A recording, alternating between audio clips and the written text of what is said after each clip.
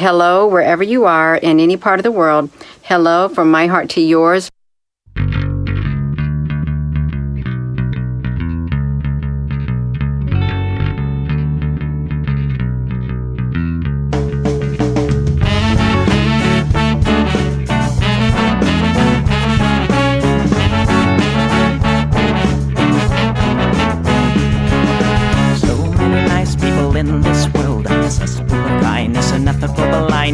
So please excuse my sarcastic tone. I'm a bit underwhelmed by the sample shown.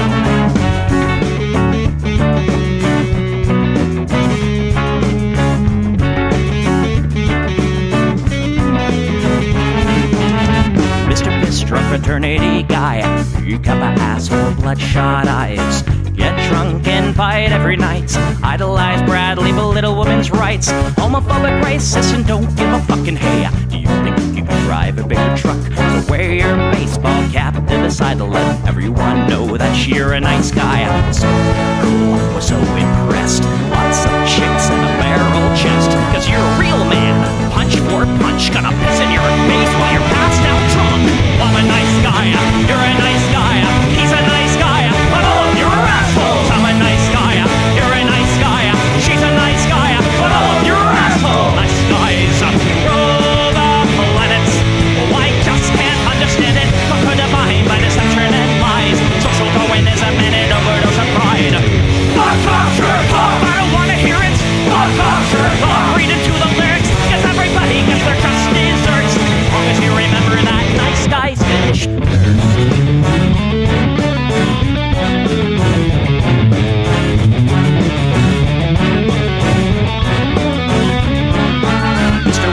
You're next on the list. Such a nice guy who speaks through his fists. Prick with a penchant for messing with heads. A broken nose for dinner and breakfast in bed. Alcoholic, paranoid, and suicidal too. But you'll probably kill her before she gets away from you. She lives in a pool of blood and cry.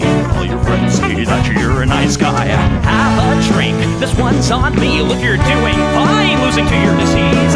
Comatose, I'll pack your bags. Bury you like Catherine and Gag. I'm a nice guy, you're a nice guy. We're all nice guys, but all of you are assholes. He's a nice guy, she's a nice guy. Hey, Tom Bone's a nice guy. All of you are assholes. Nice guys rule the planet. The public dominant. Put a body by deception and lies. Social Darwinism and an overdose of pride.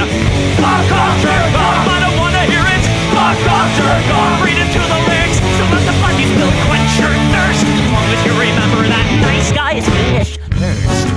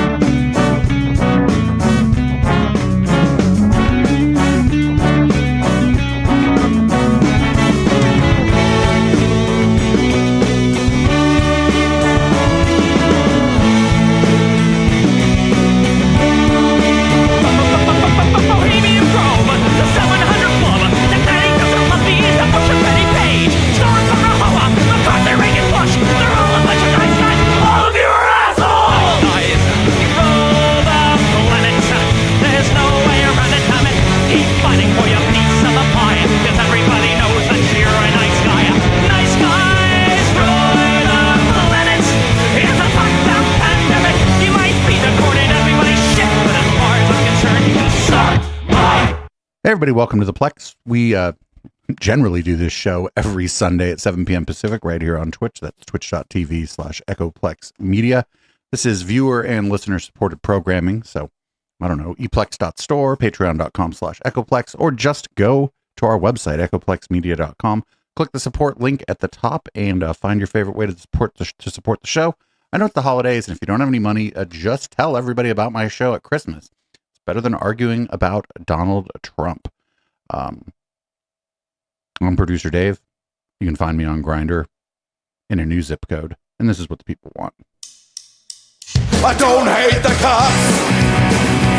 I There's a person inside when the truncheon stops.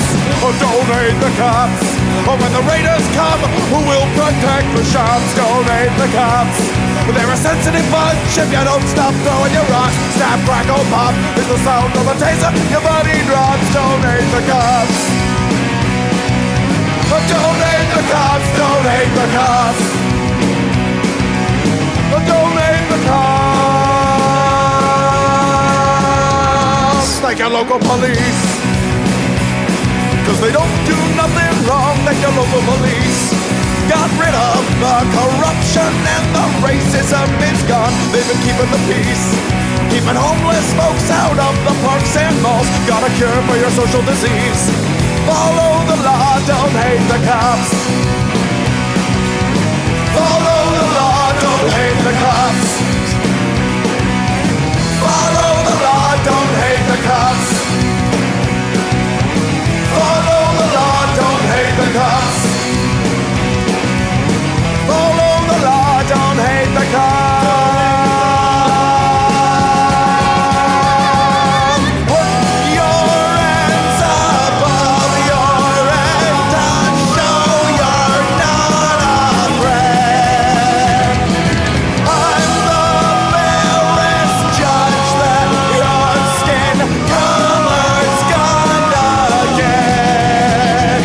And if you die before the sun comes up, the paperwork will take forever. Well, it might have worked out a little bit better.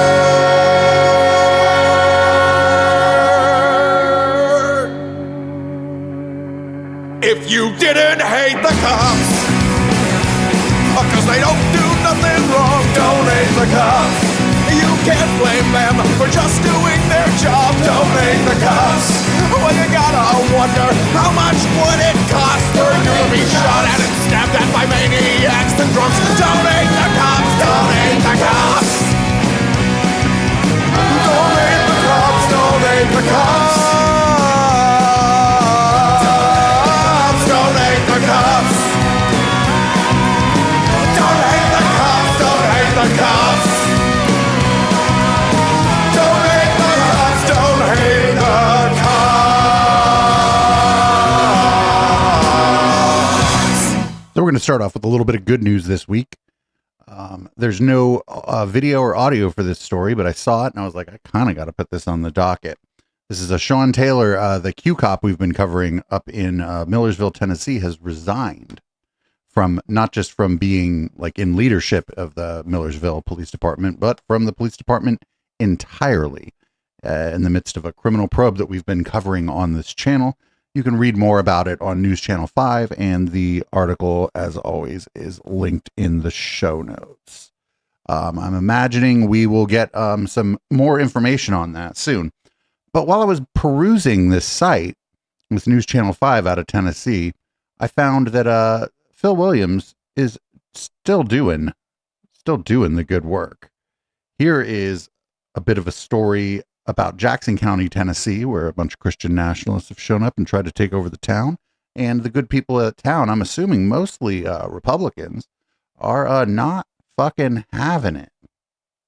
Not in our town. That's the reaction from some Jackson County residents regarding efforts by out-of-state Christian nationalists to potentially remake their community. Good evening to you. I'm Carrie Sharp. And I'm Rory Johnston. Our chief investigative reporter, Phil Williams, first broke this story last week about the effort. Man, this Phil Williams guy better start getting fucking awards and shit. This guy's on it. To, quote, build a town in the county seat of Gainesboro. And that shocked the people who already live there. After giving residents time to digest this news, Phil went back to town about 90 minutes northeast of Nashville, this time to listen to the people of Jackson County. How are you? I'm good. How are you? As word has spread across Jackson County, a gathering of friends quickly turned into an impromptu town hall. Hey there. Hi. Some just came with questions. Do you want to sit there? I'm here for an hour or two. Others with deep concerns. We don't want one news story to portray something of Jackson County that we're not. Their concerns. We're building a town, right? We're building a a community there. The White Christian Nationalists, led by podcasters Andrew Isker and CJ Engel, now setting... As a podcaster, I'm going to say that we should just have not done podcasting. Lights on Jackson County and the county's... Everybody should have stayed on terrestrial radio. Hoping to turn this quaint community of just over 12,000 people into a political haven for others like themselves. Did anyone have any sense about these people prior to this story? Among those we met, some had deep roots. My family's been here for 7 generations. Others were drawn here by the openness of the people they now call neighbors. This town is such a loving group of people. I am accepted, even though I came from outside. And we were there to listen. What has this story done to this community's sense of well-being? I think mainly people are scared. Diane Murphy is vice chair of the local Republican Party. Yeah, I listen to the podcasts. I did the research on... Yeah, Meemaw found the podcast. It scares me that they are very clear about taking over. Developers with right-wing ties have purchased hundreds of acres of land in the area, trying to recruit other like-minded people to join Isker and Engel in relocating to Gainesboro. In a video posted online by one of the developers, Isker talks about the ability of those people to get their way in a small community. Right, you can exercise far, far more political power, even with a few hundred or a few thousand people, than you can on your own, widely dispersed across the entire country. When you hear them talking about coming here to build a town, to build a community, what's your reaction? I'd love to speak to that. That makes me mad. Diana Manley owns a local restaurant, and she sees a community that's remaking itself without the help of strangers from out of state who don't understand what Jackson County already has. People from all different walks of life, genealogies, nationalities, race, you name it. We have got a melting pot right here in this small town, all working together to make this town come back to life. What is it you're afraid of losing? I don't want to lose what we already have. The sense of community. It is a very welcoming community, but I think they kind of came in under the radar and want to recreate it in their own image. Forgive the background noise. I'm actually here at a watch party with the Jackson County GOP. On election night, the podcasters monitored the results from Gainesboro, with the real estate developer behind the project, Josh Abatoy, doing a live report from a local watch party that he had hosted. One of their podcast buddies also set up an account on X, formerly Twitter, that claimed to represent the views of the local Republican Party. It said it was the official account of the Jackson County GOP. But it was not. Party Chair Bo Smith learned about the account from News Channel 5 Investigates. We also showed him where Engel had tweeted that the best way forward for Christian Nationalists is to take over local level outlets of the Republican Party. So that's not going to happen, especially now due to your reporting. We're thankful for that. And, knowing these people are in our community is a big deal. Have these Christian nationalist podcasters, these developers, tried to have a meeting? Every time he says this, Christian nationalist podcasters that are trying to come take over your town, I'm like, similar thing happened in Brooklyn, but it was like a bunch of fucking kind of crunchy leftists. This to sit down and answer your questions. They're wolf in sheep's clothing. But what really concerned these Jackson County residents, some who were reluctant for their faces to be on camera, are the podcasters' views that the civil rights movement was a mistake, that foreigners who've become U.S. citizens still don't belong in America. What is it you would like for these people coming in from out of state to know? What message would you have for these people? This town is not for them. Bigotry's not one. No, it's not them. We're not that community, and we don't want to be a part of a racial hate community. God made men to rule, period. Then there are their views on women and how they detest the specific impact of college-educated white women on the culture of the world they see around them. The white women on Facebook that you're referring to, they are probably the scariest thing that these guys are going to have to deal with now. I like that guy. What I saw and heard on this day is that if the Christian nationalists think Gainsborough and Jackson County is a place where people all think like them, they don't know Jackson County. These people's views do not represent our community. And if they think they're going to come in here and take over and force their views on everybody else, they're going to have a fight on their hands. Phil Williams, News Channel 5 Investigates. Yeah, Phil Williams should be up for like every journalistic award out there. I wonder if this guy's reporting is going to stop them from trying to do this. This sort of reminds me of, if anybody's been watching on Down Ballot, we were talking about California Forever, how up in Sonoma County, the tech bros want to just drop a city out of nowhere. Now, mind you, the tech bro city that they're trying to drop out of nowhere, it's going to be like shitlib city. This is a little bit different, but it just seems like any plan to show up somewhere and just drop a city out of the sky is very likely to piss off the people that live there. I'm all for progress, but like, if you want to see progress in a community, I don't know, build a couple houses, open a restaurant. Like the city, town, whatever can grow normally. Build it in an already existing city or town. Get with the people that live there. Do the right thing. But that's not what this is about. They basically found a place where they think there's enough open land and they were able to purchase it. They think they're going to be able to just drop a town out of the sky. And I don't think these fucking people are going to let them. I think that one guy that said, oh, all these white women that you hate are going to be the ones that are going to be fucking pushing back against this the hardest. And I think he's probably right. We'll keep an eye on this. But once again, fucking Phil Williams from News Channel 5 out there in Tennessee, just doing the good work, just doing the absolute best work. And there's like, I can't imagine this guy not getting awards in the future here for this work he's doing, primarily on the Q Cop in the Marysville,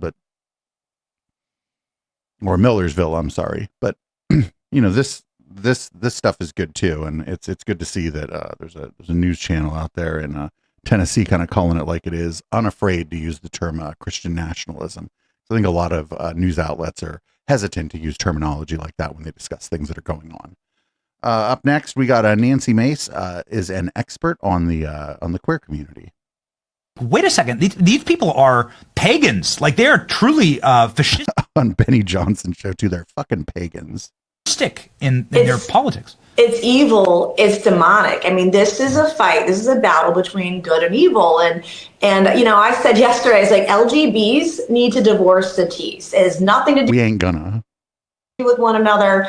We need to bring them into the Republican. You know which part of that, the LGB is the statistically in survey after survey, the most likely to support the rights of trans women is the lesbians.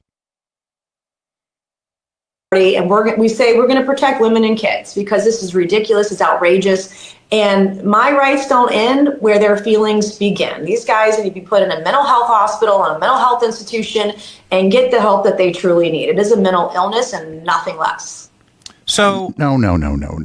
They're just trans, Nancy. Get a grip. Also, the thing about these people, this is a mental illness, but you don't see them out there like advocating for the rights of people living with mental illness ever, right? They just use the concept of like mental illness as like a hammer. Otherwise, if she's really worried about people with mental illness, why isn't she out there like advocating for those people and their well-being and their rights? I don't understand. I mean, I do understand. She doesn't give a fuck about people who live with mental illness and the stigmas and the violence that they face. She didn't give a shit about that. Up next, we got a Fox News host actually went in pretty hard against this Clay Travis guy talking about Pete Hegseth here. This is pretty surprising, but I think some of the people at Fox, some of like the old guard, the old school Republican people don't like what's going on. I think, like a lot of people in 2016 thought that Donald Trump was going to be the end of the Republican Party. he wasn't. But the Fox News people now seem to think that's going to be what's happening here when he brings in all these fucking Twitter weirdos and podcasters and billionaires. So here is Clay Travis versus a Fox News host. Look, they've come after Pete Hegseth with everything they got. They started with, oh, he's a womanizer. You can't trust him. His wife's fabulous. They have a fantastic family. He's doing really well. Not a womanizer. Then they moved on to accused of a sex crime. Not a womanizer. Accused of a sex crime. That's which those he are says not was the consensual. But there's a police report about. Let's not use the term really womanizer. important. Defend it. Don't defend it. But don't say womanizer. That's not what's at issue here. An alleged sex crime. I like her. She's like, let's not pretend he's just out there fucking everybody.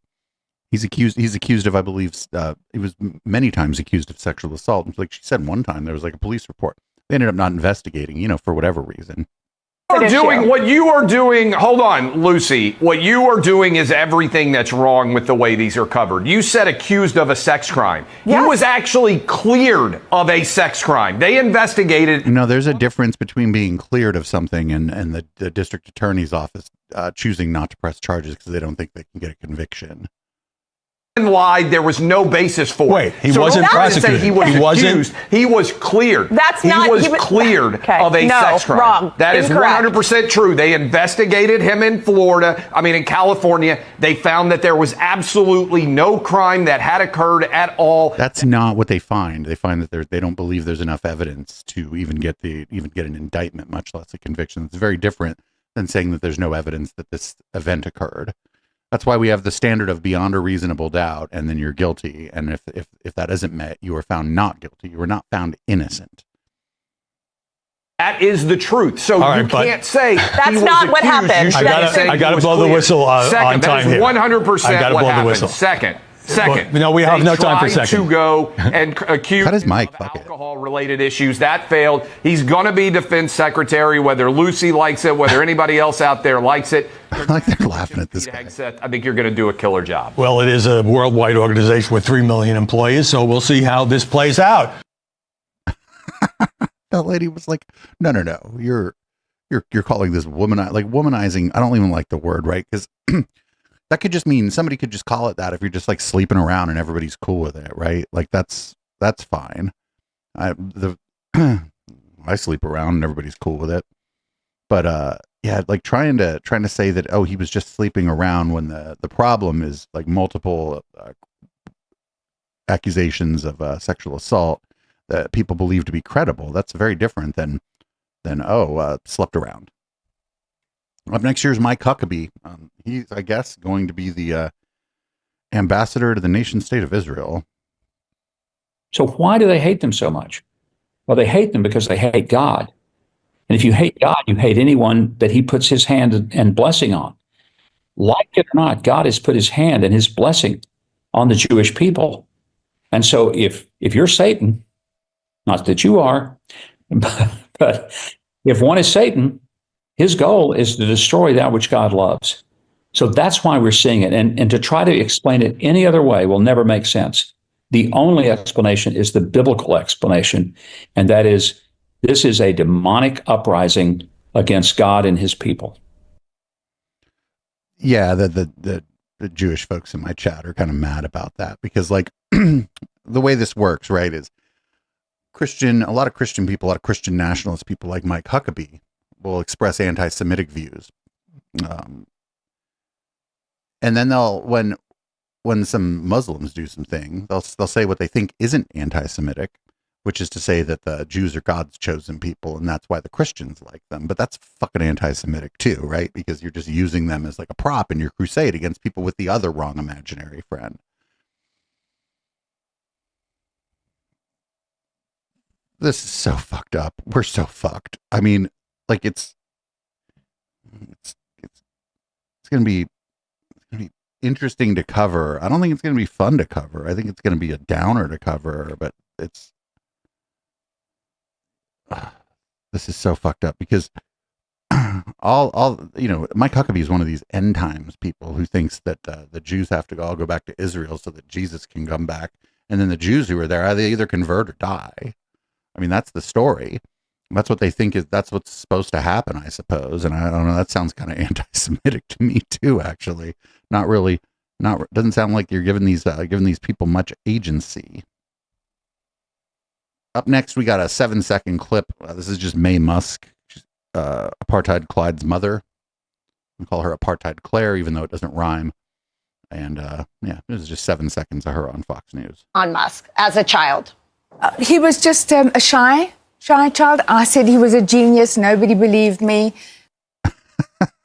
You say he's a genius now, and most people don't believe you. I don't actually believe in like the idea of a genius. Like, I think people do smart things and people do good things. And by people here, I'm not talking about Elon Musk. I'm just saying that there are people out there, you meet people and you're like impressed by them for any number of reasons, right? Maybe you're impressed that they seem smart, they pick up on things quickly. Maybe you're talking about something that you're interested in and they know some things about it that you don't know and you find it interesting. Maybe they're just cool to other people and like the life of the party and you like that person for that reason. All those kinds of things, I think of those as smart. But I don't think that's what they mean when they say genius, right? They mean like the fucking bell curve version of it, I think. So up next, we got Democratic Senator Richard Blumenthal is going to talk about tech and censorship. This is on CNN. And of course, this being a live show, these websites are definitely cooperating with me to the fullest extent of their ability. And it ain't my internet connection. That's for sure. Anyway, here's the clip, finally. That this bill fully supports free expression and the First Amendment. Elon Musk is the champion among big tech executives of First Amendment values and principles. And what we have done in some of our changes is to make clear that there's no effect of censorship, and the opposition from big tech spending millions of dollars on lobbyists and lawyers is simply the result of their desire to continue to profit by driving toxic content at kids. Your concern as a parent, my concern is mirrored by countless parents across the country, a diverse coalition that enabled us to win in the United States Senate 91-3. I hope we'll give it a vote in the House. It'll pass overwhelmingly. Yeah, I mean, it's got. So I just am highly skeptical of anything that's bipartisan and there to save the kids, right? Remember Sesta Fosta? Anybody? Remember what that fucking shut down Backpage? Took all of the sex workers off of Craigslist. Hell, Craigslist took down their dating profile thing because of Sesta Fosta. No money was exchanging hands, just being like, hey, I'm just moved to the area and I'm single and looking to maybe date some people, and here's kind of what I'm looking for. Craigslist removed that because of the last bill sort of aimed at the internet to protect children.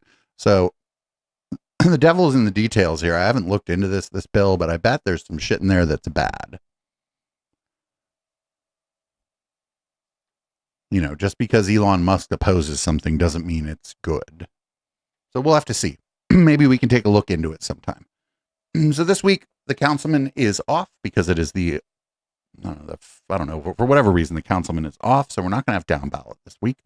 So this would have been on the docket for down ballot, but it's on the docket tonight. It's a little bit longer. It's like 10 minutes. This is San Jose Mayor Ed 209 has a new vision for the Democratic Party. You're watching The Issue Is. And welcome to The Issue Is. I'm Alex Michelson. With us is the mayor of San Jose, Matt Mahan, to talk about a potential new way forward for Democrats. Mahan was the first Democratic mayor in California to support Prop 36, the effort to reform Prop 47, with tougher penalties for some thefts and drug use. Got almost 70% of the vote, despite most Democratic leaders, including Governor Newsom, opposing it. On a similar note this week, independent Nathan Hochman was sworn in as LA County District Attorney by Arnold Schwarzenegger after defeating the co-author of Prop 47, George Gascon, by around 20 points. What the hell is Arnold Schwarzenegger doing swearing people in? A realignment now happening in our politics. Mayor Mahan, welcome back to The Issue Is. Good to see you. Thanks for having me back. I appreciate it. What is going on right now, and what is the lesson from Prop 36? Well, there's a big gap between where ordinary Californians are and the political establishment in Sacramento. You saw that with 36. Yeah, but we don't know that because fucking half of people vote. I just wish more people voted, because then we could, if we had like a 80% turnouts and stuff, we could be saying more of this stuff. and be accurate. We don't know, like, I think the top of the ticket made a lot of people stay home, both Republicans and Democrats, probably. Make no mistake, that was a voter revolt. Voters kept telling us they were worried about crime. Sacramento kept saying there's no problem here. They were not serious about it, and voters have... I would like to introduce these people to the year 1991, and they should go back and look at crime statistics from especially the large cities in California in 1991. For change. I'm worried they haven't gotten the message yet. I haven't heard a word about implementation. We need to expand treatment beds and get people the care that they need and have consequences for repeat crime. Yeah, but people voted, Mayor Ed 209, people were going to vote for this. But then when it comes time to fucking pay for the beds for, some people they're just going to throw in there like One Flew Over the Cuckoo's Nest style where they don't believe it, they don't belong in there. But then there are people who do need treatment who don't have access to it through like their health insurance or maybe their own money or their family's money. Those people, the money needs to be there or we're not going to have any. This is just going to be like something that people voted for to feel good about. I'm all for more funding for this. The only thing I voted no on it because I didn't like the mandatory part of it. There were ways in which I believed that it could be imposed upon people who had like done nothing wrong and were just mentally ill and would be essentially incarcerated, and I'm not in favor of that. I'm not in favor of the carceral state as it currently exists anyway, but I'm really not in favor of like somebody just walking around talking to themselves or whatever and then ending up like in a loony bin that they can't leave. I really don't like that idea. Similarly, on energy costs, we've got the governor of the Central Valley saying, I hear you, and yet we're passing policies that are going to raise gas prices 65 cents next year. We want EV adoption, but we're talking about excluding the leading EV maker, which actually makes its cars here in the state of California. So it feels overtly political. So I'm worried that the party isn't getting the message. We need less. The reasons for excluding Tesla are probably things that were just in the law. I haven't read the law, but there's no way the law specifically said except for Tesla because we don't like that guy. So that'd be pretty based. Formative politics and more focus on government performance. So you think the effort on CARB, which is basically changing some of the environmental regulations on oil companies, is a bad idea? Well, the legislature held a special session on energy prices and managed, as a result, to push another refiner out of the state, which is going to increase costs. I'm all for the clean tech revolution. We were one of the first cities in the state, in the country, to sign up for aggressive climate goals, but we have to be real with people about what it's going to take to get there. We need a lot more storage, not just to push refineries out prematurely. What do you think is the message from Donald Trump's victory? The thing about California is nobody wants to talk about fucking public transit. Ever. This guy comes from a city that has good public transit too. San Jose, the only place I've ever lived with better public transit was San Francisco.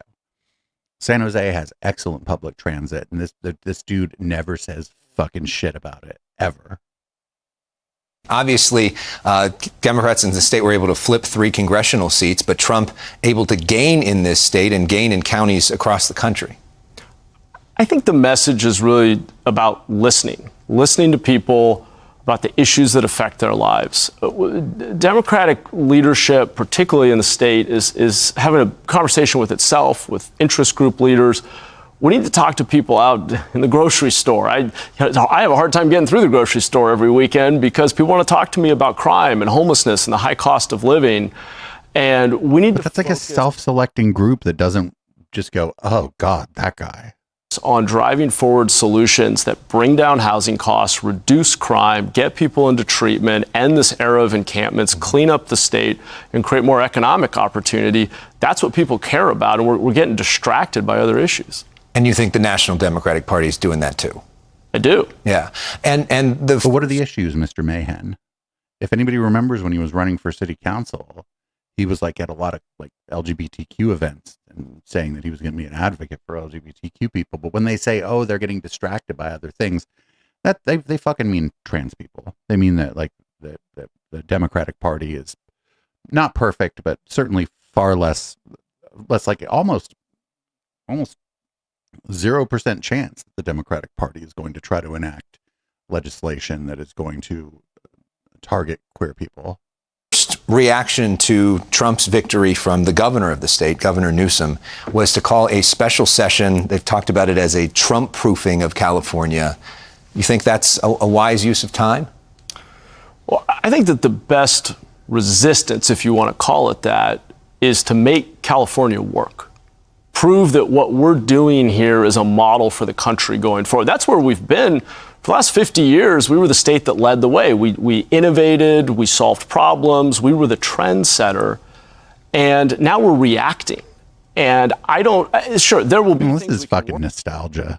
Work with the Trump administration on. There may be places we have to push back, and there may be some legal battles, but the emphasis should be making our state the most economically vibrant and competitive, having the best public schools, getting everybody housed, controlling cost of living. California's public schools aren't bad. I think they're like in the, the somewhere a little bit above the middle, like in however public schools are ranked. Families, if we do that, I don't think we have to worry too much about what Trump does. And I think we will continue to lead the nation forward. But unfortunately, people aren't looking to us for leadership anymore. And that's a problem. So basically, if you were governor, it doesn't sound like you'd be calling a special session to try to pass funding to sue the Trump administration, which hasn't even taken office yet. I'd call a special session on how we're going to build more housing where it makes sense to bring down the cost of housing. Wait a minute, what do you mean where it makes sense? You mean like in fucking not your neighborhood, Matt? And basic dignified shelter and treatment centers and compel people to come indoors and get the help that they need. I'd call a special section on improving public schools and controlling the cost, the rising cost of energy in a way that still. But you don't. But all those things are just things that the legislature is supposed to be handling on a day-to-day basis. You don't need special sessions for those things.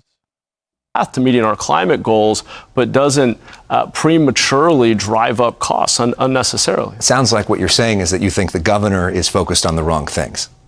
I think the Democratic Party in our state needs to get. This guy's such an ass kiss. He's not going to say anything negative directly about Newsom.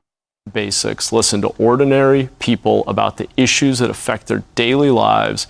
Be honest that the policies and programs we have in place are not always delivering the outcomes we need. It's why I was an early backer of Prop 36. It's very clear to me that we were failing to grapple with this phenomenon of repeat offenders. We're failing to hold people accountable who are repeatedly committing crime and failing to intervene and get people into drug treatment to help them turn their lives around.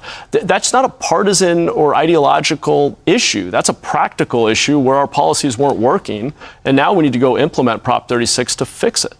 A huge issue in this state is homelessness. This is something that people talk about in the grocery store. Great, do a housing guarantee. Or certainly talk about that to me and when I see people.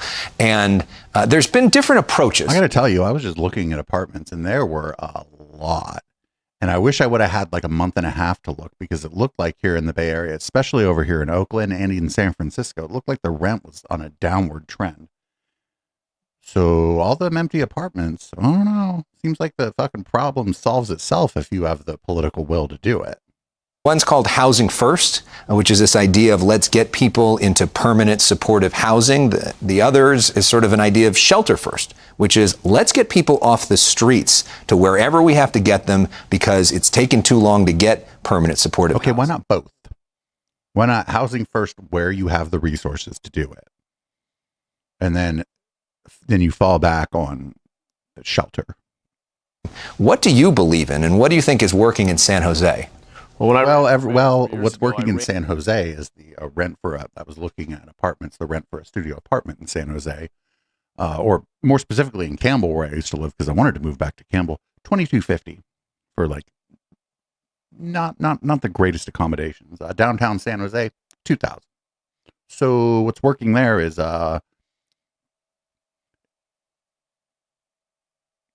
if you're single and don't have the wherewithal to afford $2,000 a month for a very small apartment, then get out. Ran against the idea that we're going to end homelessness by having our primary strategy be building brand new apartments at $1 million a door. We need to build basic, dignified shelter and require that people use it.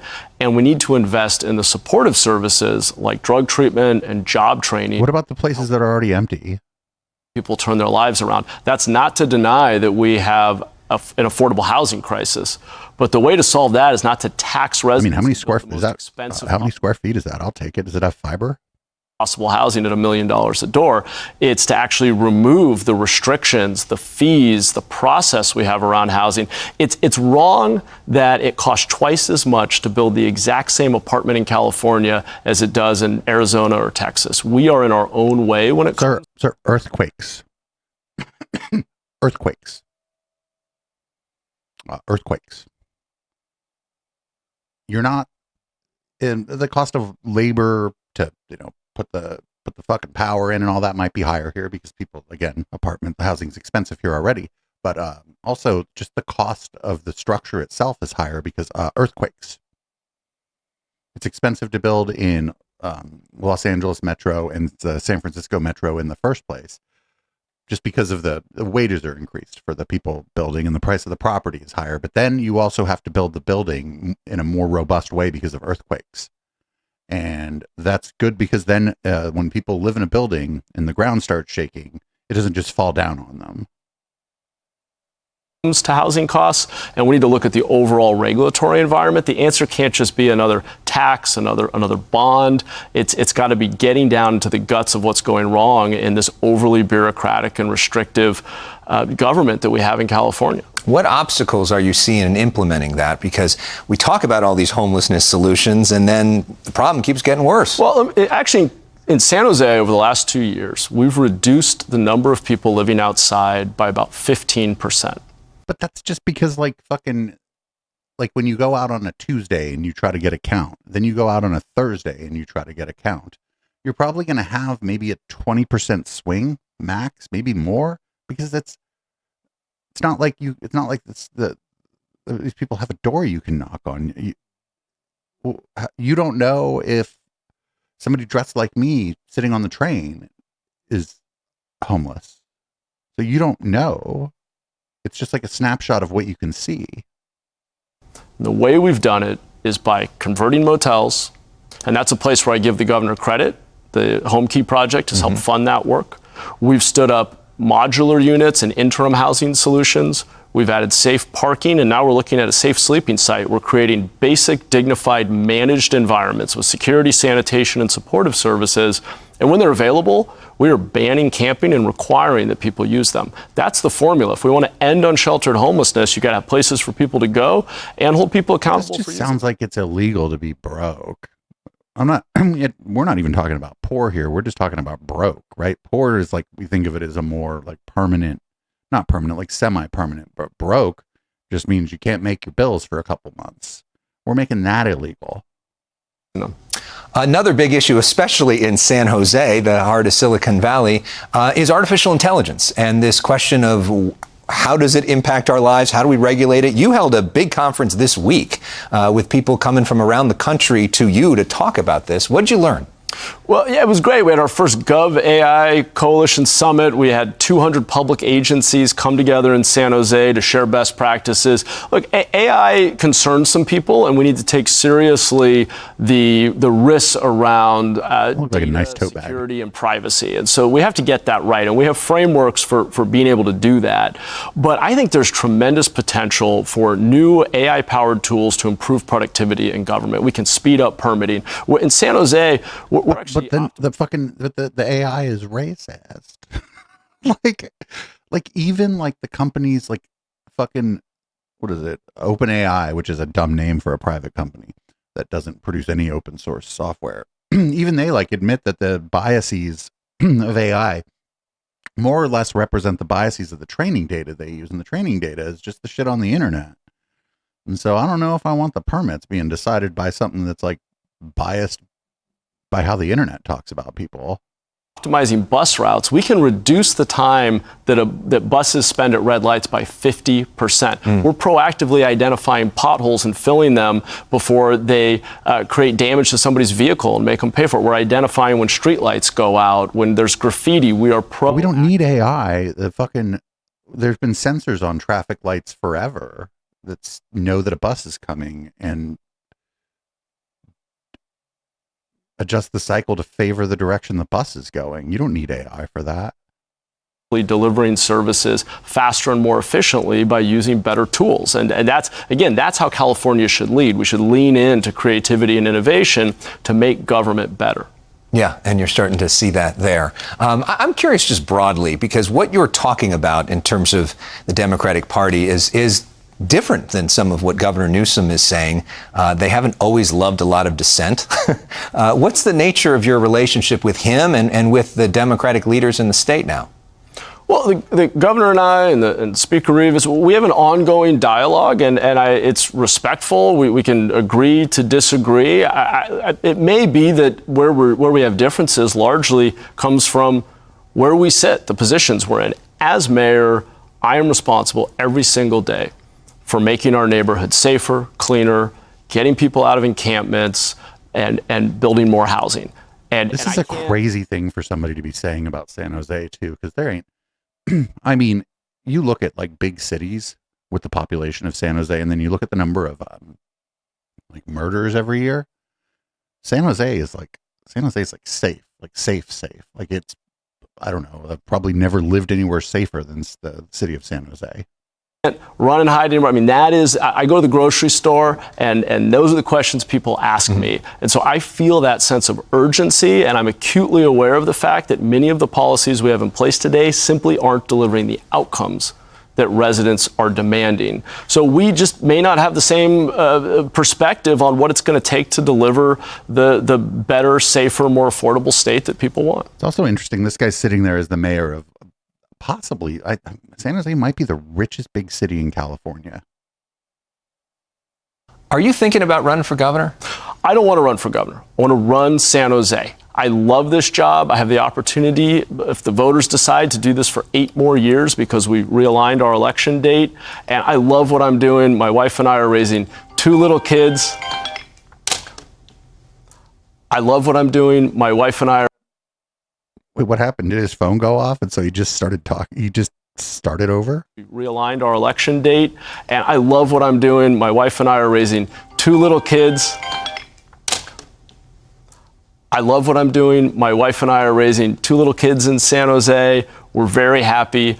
I want to make San Jose work and make it a model for the rest of the state. But I am talking about statewide issues and Sacramento a lot because the truth is, we can't solve it alone in one city. So many of our policies, the funding we have is all tied together. We can arrest somebody, but what happens on the county side with the rest of the criminal justice system matters a whole lot. We can create shelter for someone, but as a city, we don't provide the health care, the treatment services. So we need state, county, and cities to all get aligned around solutions that work. So that's a firm no in terms of the governor's race. I'm not running for governor. No, I'm very happy to be mayor of San Jose. I want us to be a model for the state, but that does mean, in fact, I'm down in LA today to meet with Mayor Bass and other big city mayors from around the state to talk about what the next year will look like. Mayor Bass, associated with the cult of Scientology. Solutions to homelessness and crime and the high cost of living. Is there anybody that is running that seems like you would back? You know, I'm watching and waiting, and I want to see somebody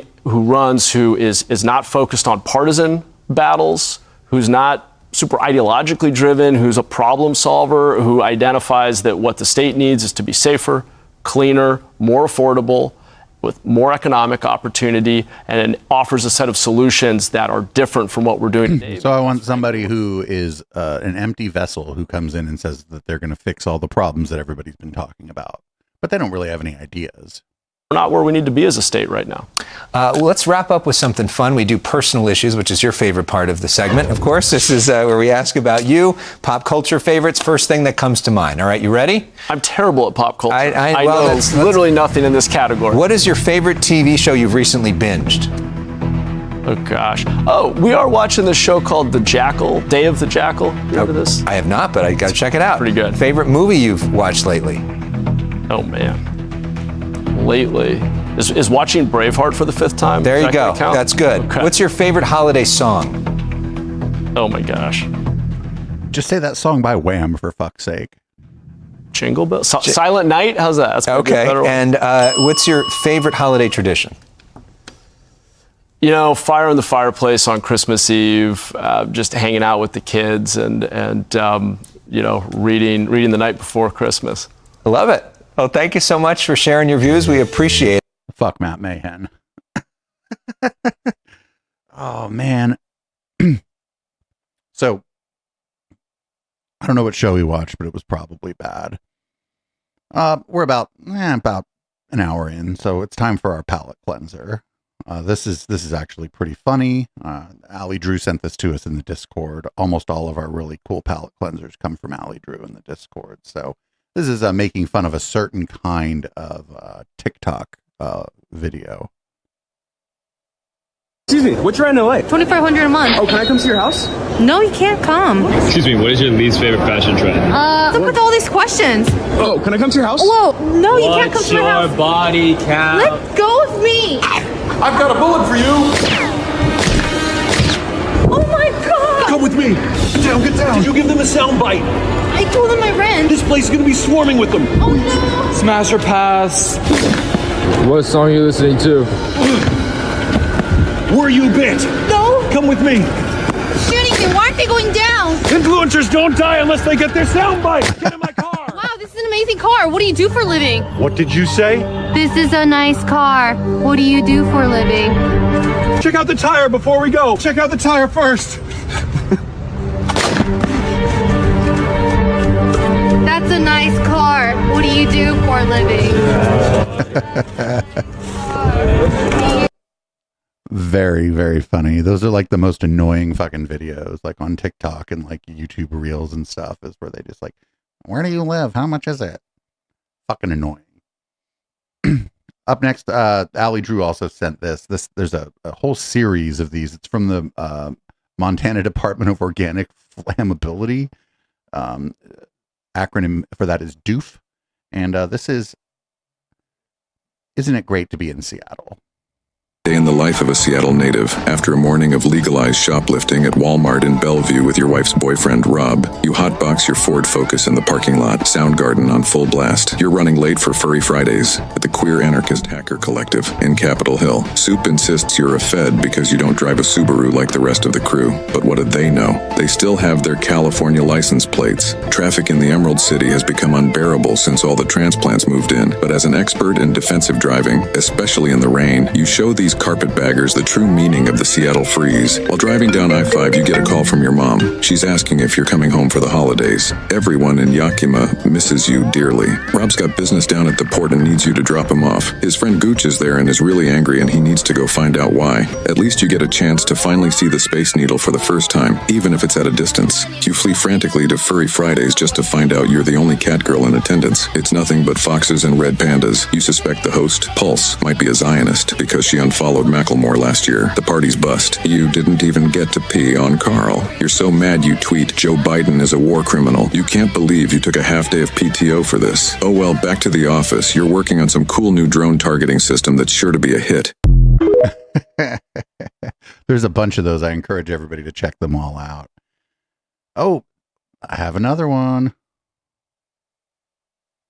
This one is a day in the life of a California Republican by the same group of people. This we'll see if it loads here. It seems like it's having some problems here. Again, the show's recorded live if you're listening on the podcast.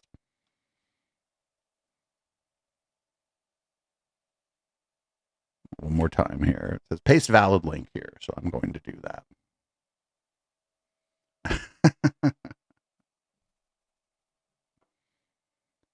Here we go.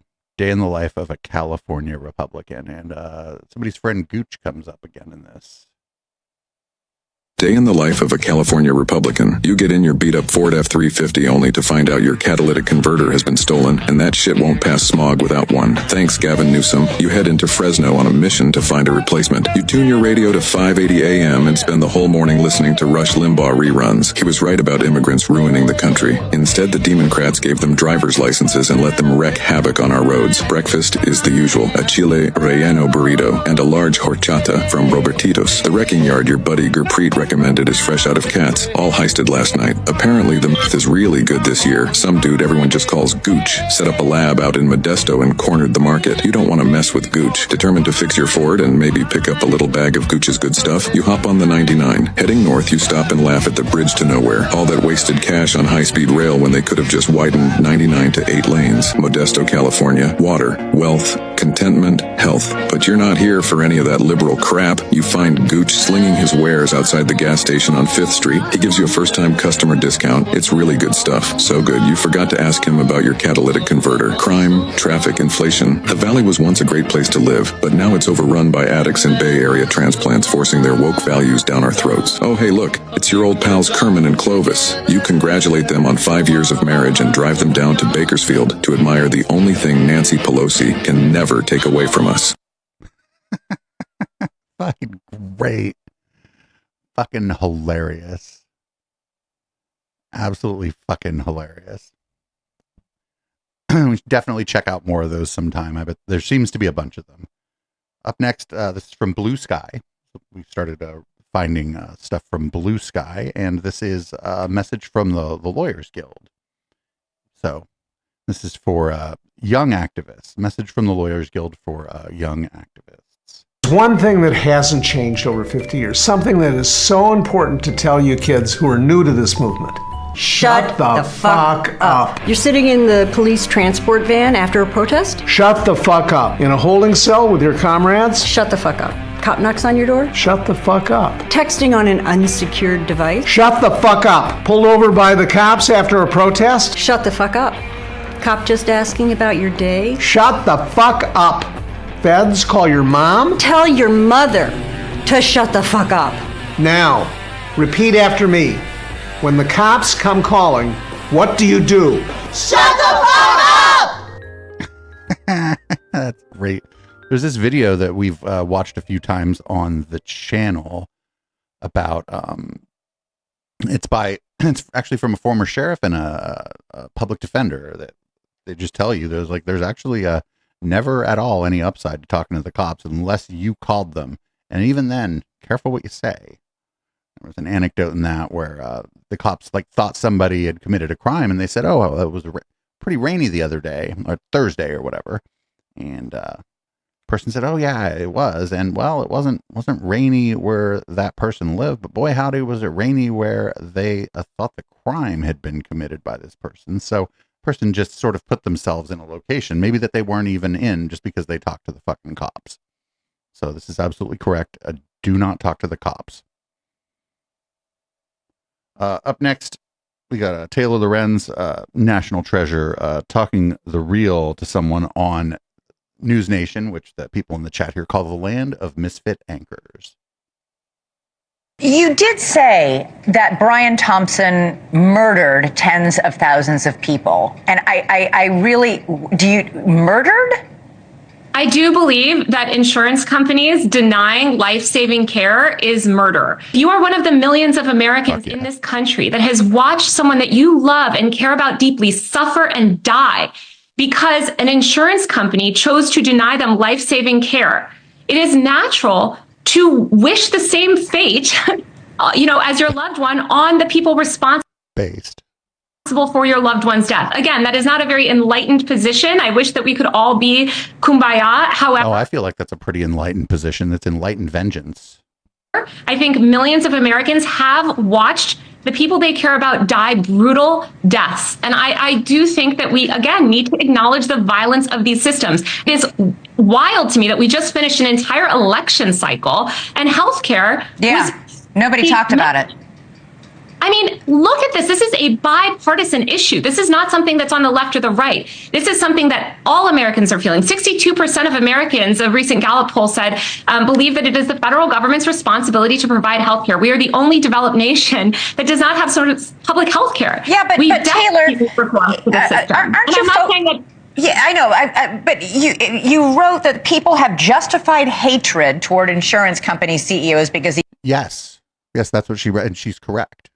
These executives are responsible for unfathomable amount of death and suffering. But aren't the real villains members of Congress who have so far lacked the backbone to stand up to the health? Oh, but that's two thoughts. Healthcare industry and its legions of lobbyists, that's where change happens. I completely agree that that's where meaningful change happens. We need to figure out how to hold the system accountable. And I think it is very telling that the Congress people have intentionally downplayed and ignored this issue. Yeah, I'm just, given the fact that you have a platform, and listen, I can read what people are posting too, and I hear what they're saying too. And I've had my own battles with insurance companies. It's infuriating, and it can be heartbreaking when you're facing a life-threatening condition.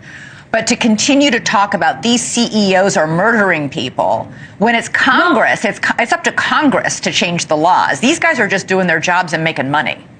Well, exactly. Oh, well, that's the just following orders, right? That's the unfettered capitalism version of I was just following orders, baby.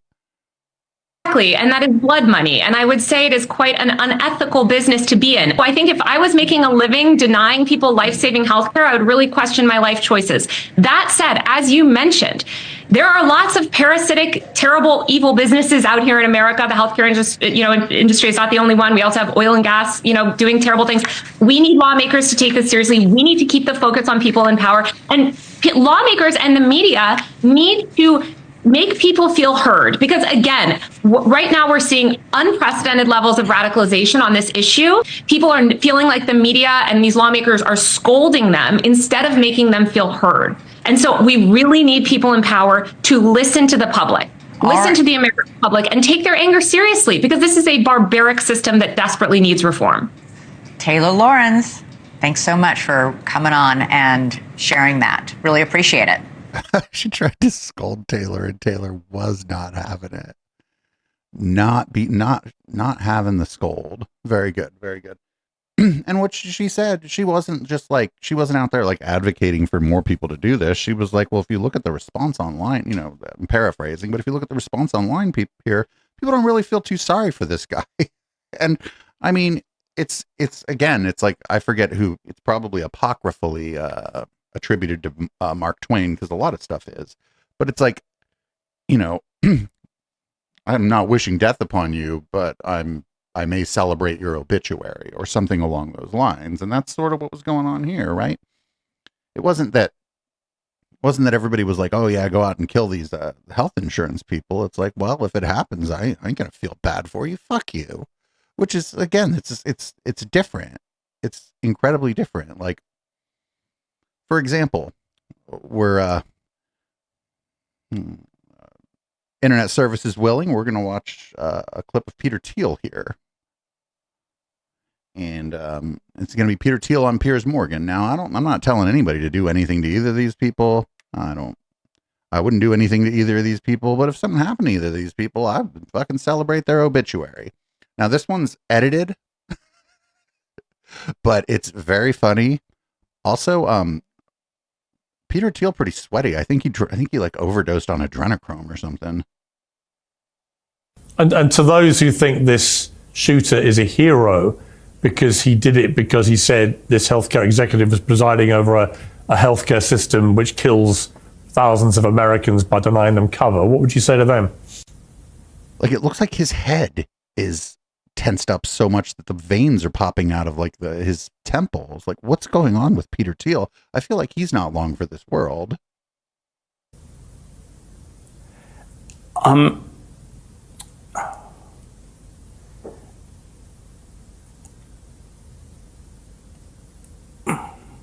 It's I don't know what to say.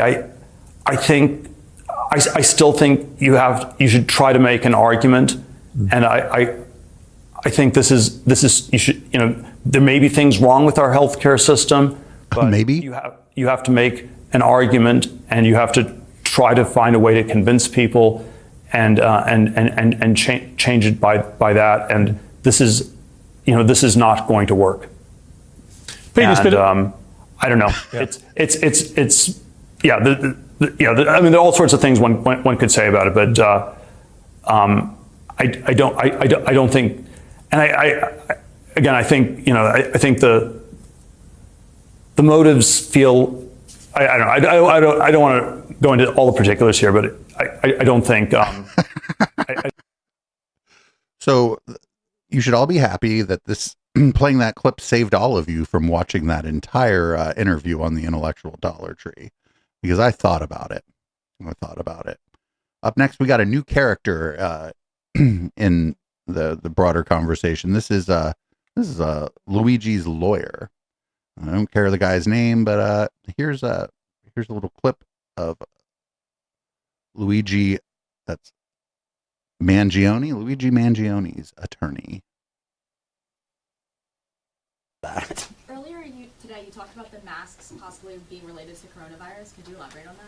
Well, I mean, yeah. I mean, I don't know where you all are from, but I still see people wearing masks. They say numerous masks. A lot of times when you buy masks, you got to buy them. You know, they don't.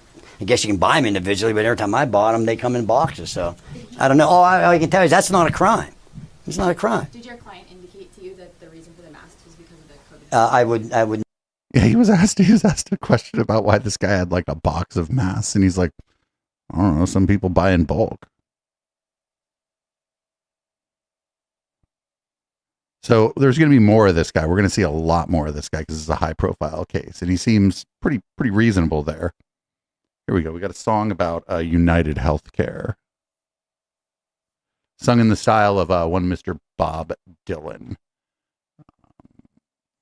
Assuming that this cooperates with us here, because this one's from TikTok, and I had to find a way around dealing with TikTok's awful website to watch videos from TikTok, and I found it. There's an office and a building and a person and a chair, and you paid for it all, though you may be unaware. You paid for the paper, you paid for the phone, you paid for everything they need to deny you what you're owed. There ain't no you in United Health, there ain't no me in the company, there ain't no us in the private trust. There's hardly humans in humanity. Now the procedure that you're needing ain't the cost-effective route, and only 2% of people end up winning a dispute. So if you get sick, pray to God for help, cause your doctor's gotta pray to United Health. Way back in 77, Mr. Richard T. Burke started buying HMOs, putting federal grants to work, made 50 billion buckaroos. Last year the Warren Buffett of health, the Jeff Bezos of fear. Now CEOs come and go, and one just went. The ingredients you got, bake the cake you get. But if you get sick, cross your fingers for luck, cause old Richard T. Burke ain't giving a fuck. Commoditized health, monopolized fraud. Here's the doctors we own and the research we bought. They own the pharmacies and a lot of the meds. They should start buying graves to sell us when we're all dead. There ain't no you in United Health, there ain't no me in the company, there ain't no us in the private trust. There's hardly humans in humanity. There's hardly humans in humanity. It's a great song. Unfortunate that it's about this subject. Up next, we got this is from, I believe, an MMA fight, and this good old boy is quite good. He's being asked basically about why he was talking shit on Elon Musk, and this is a pretty good response, and I tend to agree with everything he says here. I did listen to it before the show. I usually don't do that, but I did listen to this one before the show. So I don't know this guy's name, but one of them good old boys. Man, you've been critical of Elon Musk. How do you feel about his involvement with the Doge? Well, I think that time will prove me correct. Time will always reveal someone's true character, and if you put that man in a position of power, his true character will be revealed. And let's just put it this way. He has all the money in this country. He's the wealthiest man in the country, and he wasted on fucking rockets, man. Think about it, dude. He could actually help people with that money, but he don't give a shit about you. He's got all the money in the world to help you. It'd be a penny to him, and you would never have to work again. He don't give a shit about you, though. He wants to waste it on rockets and waste it on all these cars that suck. And time will reveal the character of that man. And the more he gets under the spotlight, you can't fake it forever. His character will be revealed, and you mark my words, it will be seen that he is a rat bastard. And, if I had all that money, I would like to think I would help people more than he does. What do you plan? By that, he means help people any. I'm hearing from the chat that this guy's a bit cooked. Maybe he's a flat earther. Who knows? But he's right here. He's right about this. He's like, that guy don't give a fuck about you. It would be nothing for him to help you, for him to help me. And I don't think that like going to space is necessarily like a bad mission or a bad thing. But the thing is, he's not, he could find ways to do it where he's not essentially enriching himself in the process, because he's got so many other ways that he's enriching himself. You think that maybe space exploration could be one of those things that, I don't know, he does like, old school ghouls used to at least build a fucking library or a theater or something, right? So up next, we got America is a Christian Nation. And of course, shout out to Right Wing Watch. Probably could not do this show without them. John Witherspoon signed the Declaration of Independence and helped shape the language. He's the one who went to Jefferson and told him to change life, liberty, and property to life, liberty, and the pursuit of happiness, because he believed that that actually answered the question raised by the devil comes to kill and steal and destroy. That is fascinating. So the line in the Declaration of Independence is a direct gospel declaration. The Declaration of Independence is like a Dear John letter. It is not the law. Wow. That's incredible. It is. Oftentimes, our founding fathers would wrestle with a policy. And you see this in the constitutional debates. Oftentimes, as they were wrestling with policy, they'd be looking at legal precedent. They'd look at Blackstone.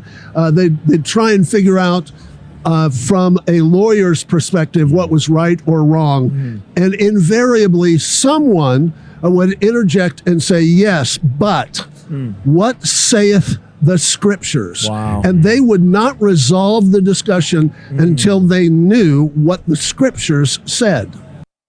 I don't know. I think that's probably false. I think that, I'm not saying nobody said that during this, but I think that's probably false, that they weren't. In fact, this group of people, for all their flaws, decided that the first thing they were going to put in the Constitution, in the First Amendment, the first law, essentially, was that the religious organizations would have no more influence than anyone else over the government. And they wouldn't have influence like as religious organizations. It's just that there'd be, 80 people at your church would have the same influence as any other 80 people over the government. Now, mind you, they did that in an imperfect way, and it was all dependent on really who you thought were people at the time. But they got that part right. Up next, did you know that actually you have to be a Christian? It's not optional. Why do we need 3,000 mosques in the United States? Well, it's because there's Muslim people here and they want somewhere to worship. Because 50,000 Muslims came here. Well, let's not do that. Let's not do that. That's one thing. The second, why not? Is, assuming that they're already here, I have no problem with them gathering together and praying together and doing that sort of thing, but no minarets. Church bells. A minaret is a Muslim prayer tower, right? A public call to prayer. Yeah. The public spaces would belong to Christ, right? It's just everybody. I thought they just belonged to everybody. If they wanted to get together in private and pray, wait, fine. I'm sorry. Doesn't your Bible tell you to do that too? Fine, but no public claiming of the territory. Church bells are fine. Minarets would not be fine. Whoa, dude. Yo. This is man, I'm just so glad these people are like stupid and ineffective, because some of this shit is a problem. All this shit is a problem, but it's like got ramped up a lot. Like just outward. Like you can't, I don't care if there's church bells or a Muslim call to prayer or whatever, because it's generally on their own property, right? They have to own the church, or they lease the space where the church is, they lease the space where the mosque is. And so long as they're not violating any like ordinances around noise, they can have fucking whatever kind of call to prayer they want. Fucking who cares? Either you're gonna pray with them or you're not. Up next, we got this Matt Walsh knockoff, Joe Webbin. Not the biggest fan of Jewish folks. Just not the biggest fan. And again, shout out to Right Wing Watch. In a Christian nationalist conception, my position would not be that Catholics have to leave, Jews have to leave, atheists have to leave. No. But what you would do is you would enact just Christian laws. Yep. Just Christian laws. So in the public sense, you'd have to abolish the First Amendment. Legislative sense, and in terms of public rituals, things that are celebrated, virtues, holidays, all those kinds of things. The public square, legislatively. So almost all of our holidays are, if almost all of our holidays, in fact, I don't think there's any national holiday that is any other religion other than Christian. It would absolutely, unapologetically play favorites. Yep. And there would be one favorite, and it would be Anglo-Protestants. That would be the favorite. So not just Protestants, but he means like white Protestants, specifically with an English heritage.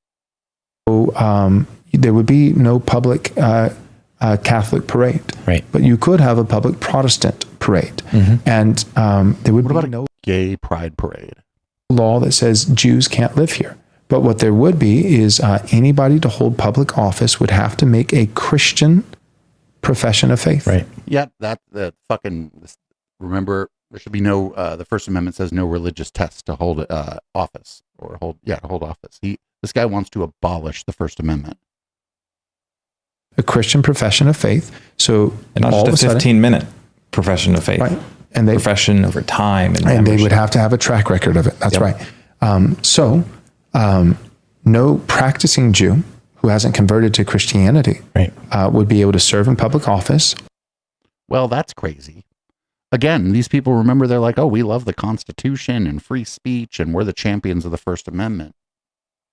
But are they really? Because there's a part in that First Amendment that, the first part actually, that a lot of these people just aren't the biggest fucking fans of. Because it says the people like you and me, I don't know. I think most people here aren't Christian. Shout out to the people who listen and watch who are. There's some good Christian people who hang out here. And I mean good first and Christian second. They don't want us to be able to have any power within the government. And that's fucking crazy town. And the people that founded this country, like I said before, they got a lot wrong. They had a lot wrong, like who was people. But the part they got right was the free exercise, the Establishment Clause, the Free Exercise Clause, and the clause that said that there shall be no religious test to hold public office. They got those things right. Those were very progressive ideas for the time. Very enlightened. And these people want to tear that back. These people want to go back to like before like the late 18th century in this country. And that's crazy.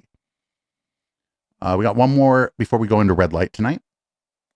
This is we're just going to check in on the Tate brothers. This is a little bit of catharsis here. They're not doing so hot. They're not in a good mood. Things haven't gone well for them. It's only 26 seconds, but it might be the best 26 seconds you're going to watch all week. I know you do that. No. I don't care. Because the amount of shit you said about us. So from the well, from the absolute bottom of my heart, I couldn't do this. Genuinely. We post shit about us for years. And we did it worse than you, bro. The whole world calling us human trafficking. No, we used to. Now we're not. Now I'm on this. They were accused credibly of human trafficking. I mean, they've said things publicly where what they described that they were doing was arguably human trafficking. You could suggest that they've admitted to it, and I would say bragged about it on occasion. Now they've been so thoroughly deplatformed that they're not doing that anymore, but that doesn't mean that they didn't. I've seen them a bunch of times, and the only way I could describe it would be them bragging about essentially trafficking the cam girls that they were the managers of. And